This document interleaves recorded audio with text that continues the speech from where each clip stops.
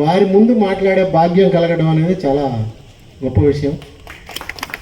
మాకు రాముల వారు ఉన్నారో లేదో తెలియదు, కానీ అక్కడ భద్రాచలం వాసులం మేము వాళ్ళ గుండె మీద చేసుకొని హాయిగా పడుకున్నామంటే తుమ్మల నాగేశ్వరరావు గారి ఘనత.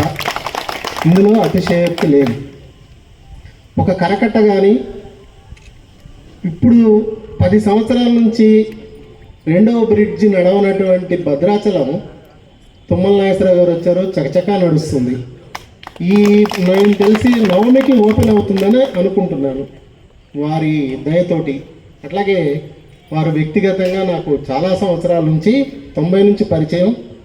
కానూరు కొండయ్య గారి ద్వారా కావచ్చు, రసూల్ గారి ద్వారా కావచ్చు, అలీం ఖాన్ గారి ద్వారా కావచ్చు, వీరందరి ద్వారా నాకు వ్యక్తిగతంగా కూడా సార్ పరిచయం ఉన్నారు. మేము కోరేది ఒకటే సార్, మేము ఆంధ్ర తెలంగాణ బార్డర్లో ఉన్నాము, ఉమ్మడి ఖమ్మం జిల్లాలో.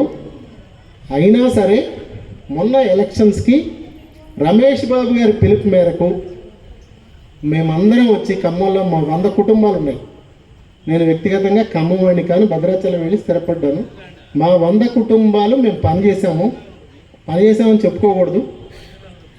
మా ఎల్ఐసి ఏజెంట్ల తరఫున ఒక చిన్న కోరిక, మీకు ఏమాత్రం అవకాశం ఉన్నా చేస్తారని ఆశిస్తూ సెలవు తీసుకుంటున్నాను.